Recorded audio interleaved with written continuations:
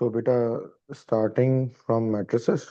Matrices है क्या, matrices पे वर्किंग पहले किसने की, मैट्रिसेस क्यों पढ़ते हैं, तो पहले ये बातें कर लेते हैं छोटी छोटी। और जितनी एक्सरसाइज करोगे तो मैं मोटी मोटी बातें करके काम आगे बढ़ाऊंगा, ठीक है। तो मैट्रिसेस की स्टार्ट जो थी वो स्टार्ट की थी आर्थर कैली ने और सिल्वेस्टर ने ना, ठीक है। तो मैट्रिसेस के फाउंडर आप कह सकते हैं कि मैट्रिसेस जिसने स्टार्ट किया उसका नाम आर्थर कैली है, ठीक है। वो ब्रिटिश मैथमेटिशियंस थे। और ये 1800 से मैट्रिसेस जो है वो स्टार्ट हुआ था, 1800 से। और इसको स्टार्ट करने वाले जो थे, स्टार्टेड बाय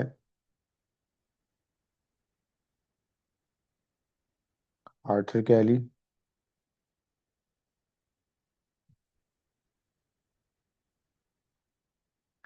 और सेकंड थे सिल्वेस्टर।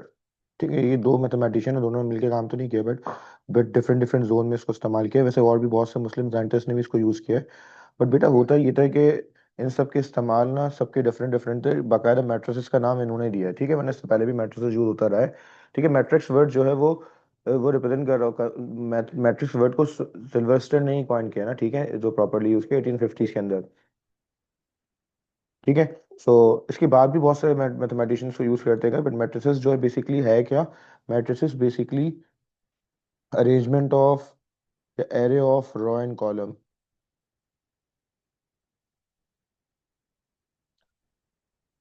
या एलिमेंट कह सकते हैं, array of numbers dash elements in row और कॉलम। ठीक है, जो चीज़ डाटा हमारे पास रो और कॉलम में अरेंज हो रहा होगा सिंपली बेटा उसे हम कहेंगे मैट्रिसेस। अच्छा, मैट्रिसेस की ना बहुत सारी एप्लीकेशन है। मैट्रिसेस जितना भी वो लीनियर अलजेब्रा में बहुत सारा यूज किया जाता है। तो लीनियर अलजेब्रा में इसको यूज किया जाता है बेटा, बहुत सारा इसका इस्तेमाल रहता है।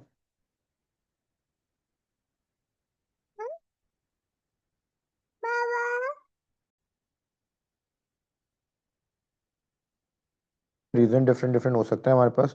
फॉर एग्जांपल अभी हम मैट्रिसेस को यूज़ कर रहे हैं अपने एट वो रॉ और कॉलम के फॉर्म में। तो उसके पीछे हमारा कोई ना कोई बैक एंड पे रीज़न होगा। जैसे कि फॉर एग्जांपल ये किसी डाटा को रिप्रेजेंट कर रहा होगा, किसी का प्रॉफिट, जून का प्रॉफिट, जून का, मार्च का प्रॉफिट, अप्रैल का प्रॉफिट, मई का प्रॉफिट, इस तरह करके 3 मंथ्स का प्रॉफिट। और हो सकता है कि उसमें लॉस भी शो हो रहा हो, ठीक है। इस तरह करके डाटा को यूज़ करते हैं रॉ और कॉलम के फॉर्म में, इसको सेल्स कह सकते हैं आप। तो ये जो वर्टिकल रहना, ये हॉरिजॉन्टल रॉस कहलाती है बेटा हमारे पास। और हॉरिजॉन्टल रॉ होती है हमारे पास, तो ये भी रॉ है और ये भी रॉ है। और ये वर्टिकल कॉलम्स कहलाते हैं, ठीक है। तो ये बात है, आप कहेंगे सर हमें तो पहले से पता है, बट जस्ट बेटा जस्ट फॉर द बिगिनिंग के हम इसको स्टार्ट से कनेक्ट कर सके तो ये कुछ बातें इसलिए ज़रूरी है। तो ये बेसिकली बेटा रॉस और कॉलम की फॉर्म में डाटा अरेंज होता है। पहले हम ऑर्डर जो मैट्रिसेस का बनाते हैं वो रॉ बाय कॉलम बनाते हैं। रॉ हमारे पास 2 है, कॉलम हमारे पास 3 है, तो ये मैट्रिक्स जो हो जाएगा रॉ बाय 3 का 3 बाय 3 हो जाएगा, 2 बाय 3 हो जाएगा, ठीक है बेटा। कह सकते हैं बेटा large amount of data in small representation, बिल्कुल। लार्ज अमाउंट ऑफ डाटा भी वर्ड कह सकते हैं, बट इसको ये भी कह सकते हैं बेटा कि different quality of data in single alphabet या सिंगल वेरिएबल से हम रिप्रेजेंट कर रहे हैं बहुत सारा डाटा। चलिए, इसको अभी इतनी बात हुई है तो इतनी बात हम इसको समझने के लिए एक दफ़ा कर ही लेते हैं, कोई कुछ नहीं जाता। ठीक है। सो फॉर एग्जांपल अगर हम मैट्रिसेस की बात कर रहे हैं बेटा, तो आप चाह रहे हो कि आपके पास ना दो अलग अलग कंपनीज हैं, कंपनी ए और कंपनी बी। सी ए और सी बी का मतलब है कंपनी और कंपनी बी। कंपनी ए ने बेसिकली जून के प्रॉफिट की बात की, या जून की अपनी एडवर्टाइजमेंट कॉस्ट की बात करी, एडवर्टाइजमेंट कॉस्ट की बात करें ना, तो एडवर्टाइजमेंट कॉस्ट ना कितना उन्होंने अपनी एडवर्टाइजमेंट पे खर्च किया पैसा ना। तो लेट सपोज ये थाउजेंड्स में बात हो रही है, तो ये हो गया 350,000 इन्होंने खर्च किया, 400,000 जून में। जुलाई में फिर खर्च किया किसी ने 400,000 और इन्होंने किया 405,000। फिर अगस्त में जो है डाटा चेंज हुआ, यहाँ पे इन्होंने चेंज किया 380 और इन्होंने कम कर दी, ठीक है। सो ये different variation of data, different, her element का मीनिंग है ना ड्रॉ और कॉलम के फॉर्म में ना। तो अगर आप यहाँ पे देखो ना बेटा, तो यहाँ पे कंपनी ए का जून का एडवर्टाइजमेंट का कॉस्ट है। इसकी बात करें तो कंपनी बी की जुलाई की एडवर्टाइजमेंट कॉस्ट है। तो ये देखें, मीनिंगफुल डाटा को हमने एक जगह इकट्ठा किया हुआ है ना, बहुत सारी, हर डाटा की एक अपनी डिफरेंट मीनिंग है, बट हमने उन सबको एक जगह इकट्ठा किया हुआ है। तो मैट्रिसेस का काम यही है बेटा कि वो मुश्किल मुश्किल डाटा को एक जगह जमा कर देते हैं ना, ठीक है। हर बात, हर चीज़ का अपना अलग मतलब है, बट उसको एक जगह किया हुआ है, और फिर इनको यूज़ करते हैं डिफरेंट डिफरेंट पर्पसेस के लिए, मल्टीप्लाई करके आंसर निकाल रहे होते हैं। कुछ कॉम्प्लेक्स कंडीशंस होती हैं जिनको नॉर्मली सॉल्व नहीं किया जाता, तो वहाँ पे हम ये कर रहे होते हैं। बेटा ये मतलब ये स्क्रीन पे आप लोग अपना फिंगर्स अगर दौड़ाएंगे तो बेटा इस तरह प्रॉब्लम होगी, रिकॉर्डेड वीडियो आपको मिल जाएगी, इसका काम भी आपको मिल जाएगा, तो परेशान होने की आपको ज़रूरत नहीं है किसी को भी, ठीक है। इसको सुन लें, कोई प्रॉब्लम हो बीच से तो मुझे बस मैसेज कर दिएगा, ठीक है। इसको क्लास को एक्सटेंड करना हो तो वो भी मैं करूँगा, जितना समेट सकता हूँ समेटूंगा, ठीक है। तो मैंने आपको बताया मैट्रिसेस बेसिकली बेटा मैट्रिसेस का ऑर्डर होता है रो बाय कॉलम के फॉर्म में, ठीक है। अब किसी भी मैट्रिक्स को मुझे अगर, फॉर एग्जांपल ये मैट्रिक्स ए गिवन है, मुझे इसका ट्रांसपोज करना है, तो ट्रांसपोज करने का मतलब होता है आपके पास रॉ को कॉलम में कन्वर्ट कर देना। तो यहाँ पे हमारे पास रॉ है, फर्स्ट रॉ है 3 2 1, इसको हम सिंपली कन्वर्ट कर देंगे कॉलम में, तो ये इस तरह आ जाएगा। फिर सेकंड रो जो है हमारे पास 1 4 5, इसको भी हम सिंपली कॉलम में कन्वर्ट कर देंगे, तो ये इस तरह आ जाएगा। तो this is called transpose of matrix. Transpose use किया जाता है सिमेट्रिसिटी फाइंड करने के लिए किसी भी मैट्रिक्स के लिए। फॉर एग्जाम्पल अगर मैं आपको कुछ कंडीशन दूं तो आपको समझ में आ जाएगा सिमेट्रिक मैट्रिक्स क्या होता है, वो समझ लेते हैं। उसके बाद हम पहले प्रॉपर्टीज पे डिस्कस करके मल्टीप्लिकेशन देखेंगे, देन फिर हम आगे मूव कर जाएंगे। मल्टीप्लिकेशन पे ही फर्स्ट और सेकंड एक्सरसाइज बेस करती है, अगर समझें तो बस प्रॉपर्टीज का इजाफा हो जाता है, दैट्स इट, और कोई इजाफा नहीं है। और एक क्वेश्चन भी हमारा कंफर्म बन रहा होता है आपके फर्स्ट और सेकंड क्वेश्चन एक्सरसाइज में से। फर्स्ट से बनेगा या सेकंड से बनेगा, सेकंड में सिर्फ एक ही, दो ही क्वेश्चन है जो पेपर में आ सकते हैं, बाकी फर्स्ट में 3 4 क्वेश्चन है जो पेपर में आप पूछे जा सकते हैं। सिमेट्रिक मैट्रिक्स की बात करें तो सिमेट्रिक मैट्रिक्स बेटा वो होता है जिसमें ए का ट्रांसपोज बराबर हो जाता है ए के, और इसी के सामने जो आपके पास दूसरी कंडीशन है वो है स्क्यू सिमेट्रिक की।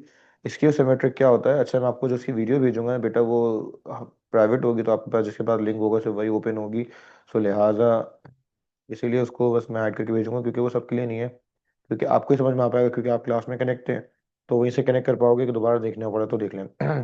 अच्छा सिमेट्रिक और स्क्यू सिमेट्रिक में फर्क ये होता है कि साइन का डिफरेंस आता है, मैं इसको समझा देता हूँ क्वेश्चन से, तो फिर बात समझ में आ जाएगी।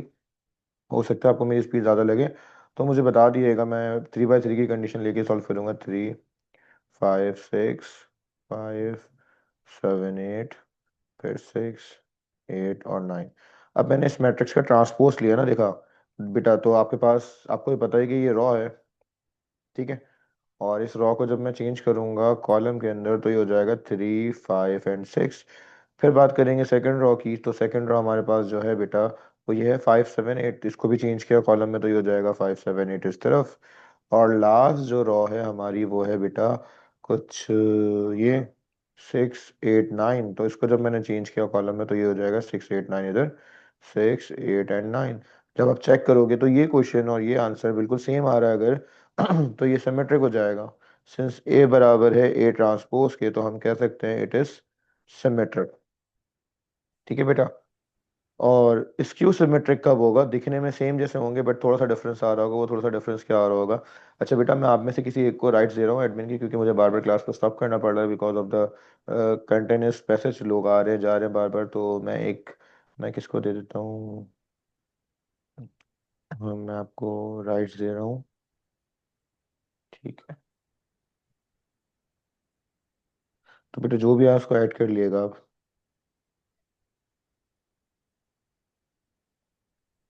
अब ये तो मसला हो गया बेटा, मुझे आप अलाउ कर दो, आप सोच के राइट दे दो, एक काम करो।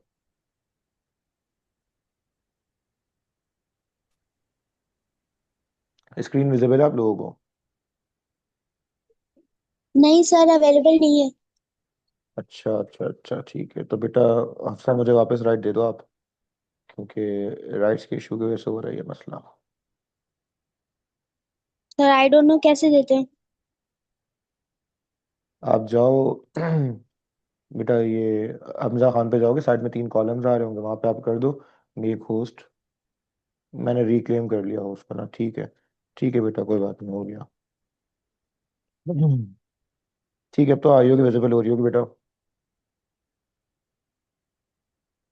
तो अब यस सर। अब वापस आते हैं क्वेश्चन के ऊपर ना। और ए की वैल्यू लेट सपोज अब चेंज कर लेते हैं, 0 5 6, फिर -5 -6 0 -2 2 एंड 0। अब इस मैट्रिक्स का हमें ना बेटा सॉल्व करना है और देखना है कि हमारे पास ये मैट्रिक्स, हमें इस मैट्रिक्स को देखना है कि ये स्क्यू सिमेट्रिक है या नहीं है, तो हमें सिंपली क्या करना है, ट्रांसपोज लेना है। ट्रांसपोज लेंगे तो बेटा अगेन मैं मेंशन कर रहा हूँ, ये फर्स्ट रो है हमारी, सेकंड रो ये है हमारी, और थर्ड रो ये है। इसको कॉलम में चेंज करेंगे तो बेटा क्या हो जाएगा, 0 5 6 -5 0 -2 -6 2 एंड 0। अगर आप देखोगे इस मैट्रिक्स और इस मैट्रिक्स को, तो बेटा आपके पास यहाँ 5 था, यहाँ भी 5 आ रहा है बट साइन का फर्क आ रहा है, यहाँ 6 है, यहाँ भी 6 आ रहा है बट साइन का फर्क आ रहा है। तो आपने क्या कर लेना है, सबसे माइनस कॉमन ले लेना है। माइनस कॉमन लेंगे तो 0 5 नेगेटिव से पॉजिटिव, 6 नेगेटिव से पॉजिटिव, 5 नेगेटिव हो जाएगा। फिर 0 ऐसे ही रहेगा क्योंकि 0 इधर न्यूट्रल, तो उसकी साइन चेंज नहीं होती। फिर -2, फिर -6 2 एंड 0, अब देखिए सेम आ गया। तो ये property that's why skew symmetric की होती है। स्क्यू सिमेट्रिक मीन्स जिसमें ट्रांसपोज करके भी सेम ना आए, आपने फिर क्या करना होता है उसमें, आपने फिर उसमें बेटा ये करना होता है, नेगेटिव कॉमन आ रहा होता है, नेगेटिव का डिफरेंस आता है, ठीक है। तो ये स्क्यू सिमेट्रिक होता है।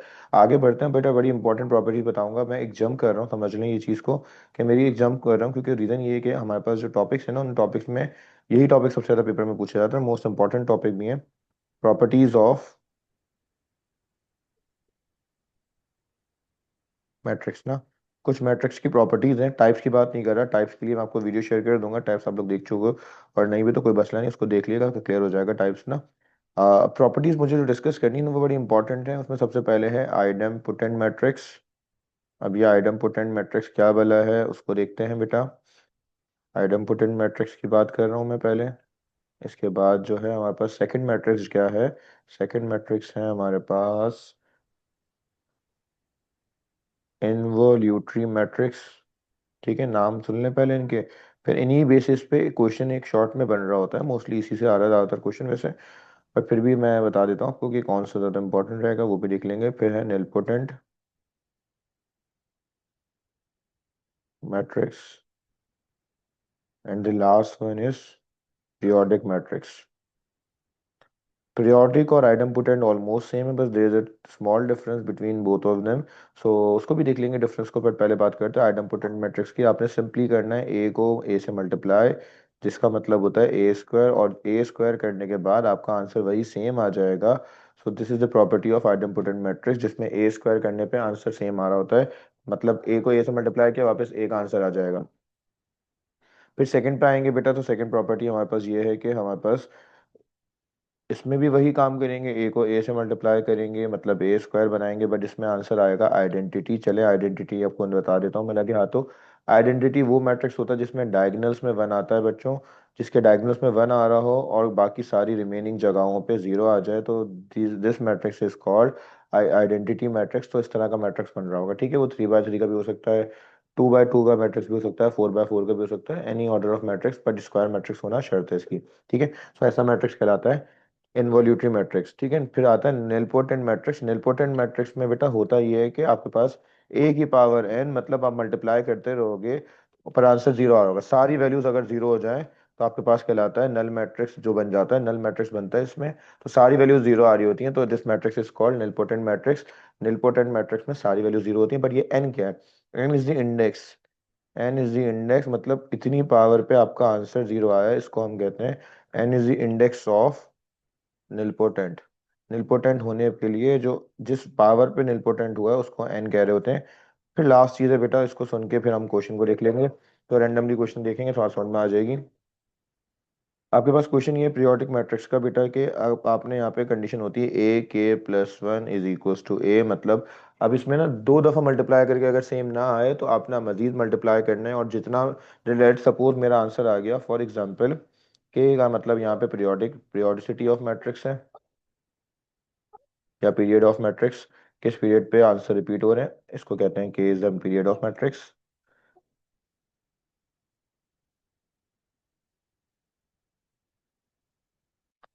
जी बेटा वो पीडीएफ भी मिल जाएगा, उससे भी परेशान ना हो आप।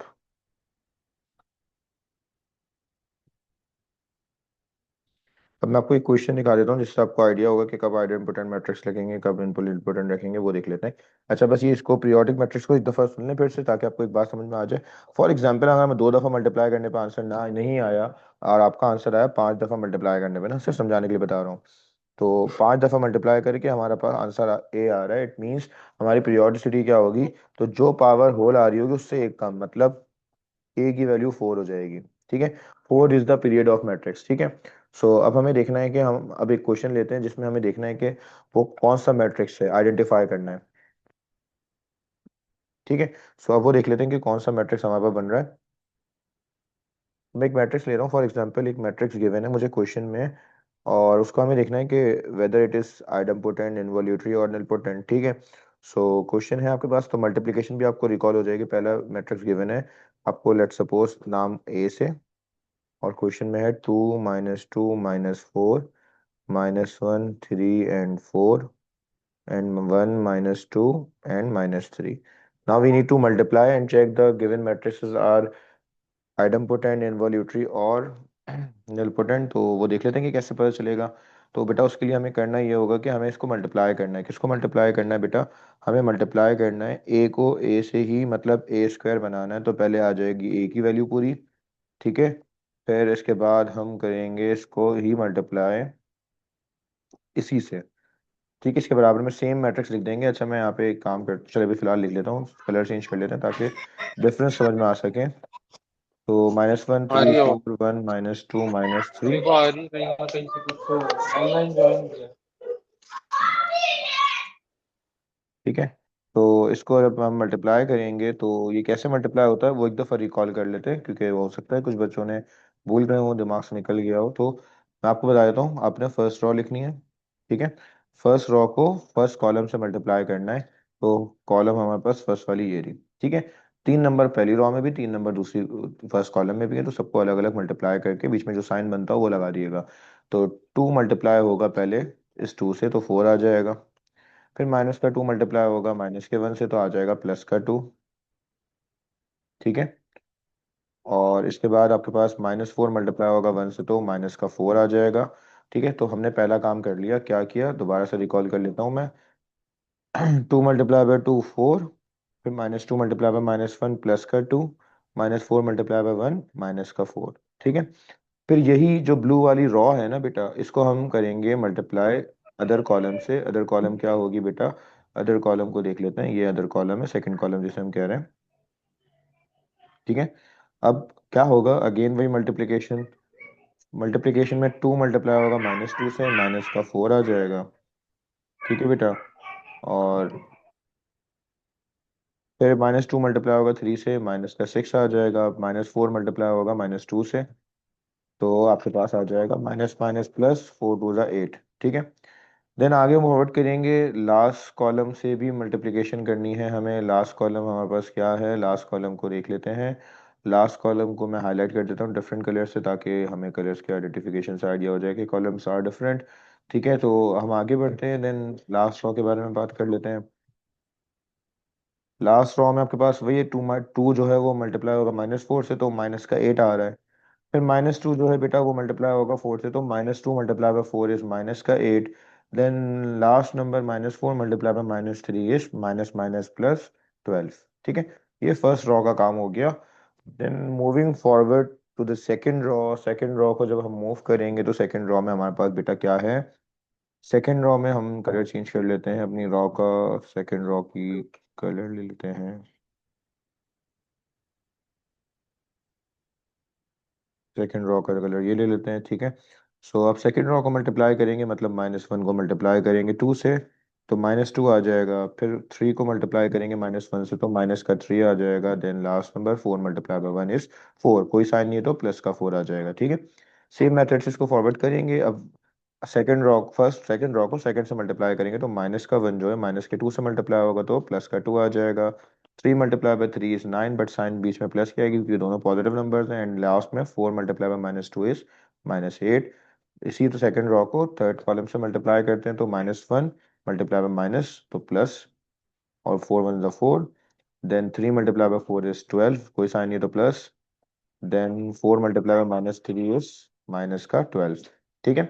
Then moving toward last column, last row को मल्टीप्लाई करना है लास्ट कॉलम से, बस उसको देखना है। देन फिर हमारे पास आंसर की एक क्लियर पिक्चर आ जाएगी कि आंसर आ रहा है। ठीक है। So 1 multiply by 2, 2, -2 multiply by -1 +2, then last में -3 मल्टीप्लाई बाय 1 इज -3। ठीक है। Then 1 multiply by -2 is -2, -2 multiply by 3 is -6। -3 multiply by -2 is minus minus plus 6। ठीक है, लास्ट, सबसे लास्ट रो और सबसे last column, 1 multiply by -4 is -4 and -2 multiply by 4 is -8 and -3 multiply by -3 is plus का 9। इसकी simplification करते हैं ताकि हम आंसर लिख सकें। सो आपको नजर आ रहा होगा 4 से 4 कैंसिल हो रहा है तो 2 बचा। पहले आंसर से आपको काफी हद तक आइडिया हो जाएगा, फिर भी आगे कंप्लीट सॉल्व करना जरूरी है। -4 -6 को करें तो -10 होता है और -10 में +8 करेंगे तो माइनस का 2 बच रहा है। ठीक है, देन आगे बढ़े तो फिर -8 -8 -16 होता है, -16 में +12 किया तो माइनस का 4 हो जाएगा। आपके पास कैलकुलेटर होगा, आप डायरेक्ट भी कर सकते हैं। -2 -3 -5 होता है बेटा, फिर -5 में +4 करें तो -1 बच रहा है, और 9 में से 8 माइनस किया 1 बचा, 1 में 2 प्लस करेंगे 3 हो जाएगा। 12 से 12 कैंसिल, 4 बचा, जहाँ कैंसिलेशन हो जाए वो कोशिश करिएगा कैंसिल कर लें। 2 + 2 4, 4 -3 1 होता है, देन -6 + 3 6 कैंसिल, -2 बचा, और यहाँ पे -4 -8 -12 + 3 माइनस का, सॉरी -12 + 9 माइनस का 3 हो जाएगा। अब आप इस आंसर को देखेंगे, ये सेम है बिल्कुल ए से ना, सो सेम आंसर आ जाए, इट मीन्स वहां पे आपके पास क्या होगा, मैंने बताया था एक दफा ही, मतलब ए को ए से मल्टीप्लाई करने पे ही अगर सेम आंसर आ जाए तो this is the given matrix is idempotent. तो बस आपने इस तरह ट्राई करना होगा, अगर आइडेंटिटी बनता तो इन्वॉल्यूटरी हो जाता, और अगर जीरो हो जाता और जीरो ना बनता, कुछ भी ना बनता, तो अगेन मल्टीप्लाई करते रहते जब तक हमारे पास या तो जीरो या सेम नहीं हो जाता। ठीक है, the given matrix is idempotent matrix. तो बस इसी तरह आपको रिमेनिंग भी ट्राई करने हैं बेटा। हम 5-10 मिनट का ब्रेक लेते हैं क्योंकि हमारे पास मीटिंग का टाइम भी स्लॉट हमारा फिनिश होगा। तो मैं आपको ना इसके आगे की सेकंड एक्सरसाइज की तरफ लेके चलूंगा और फिर बाकी चीज़ें बताऊंगा। ठीक है, तो आप 5-10 मिनट ब्रेक ले लो। 5-10 मिनट ब्रेक के बाद मतलब हम प्रॉपरली 10:40 पे अपनी क्लास को फिर से 5 मिनट बाद कंटिन्यू करेंगे, क्योंकि ये टाइमर स्लॉट होगा तो उसके लिए ब्रेक आएगा। ठीक है बेटा, सो इंशाल्लाह मिलते हैं 5 मिनट्स बाद, और जो हो सके इनको ज्वाइन कर लिएगा। अल्लाह हाफ़िज़।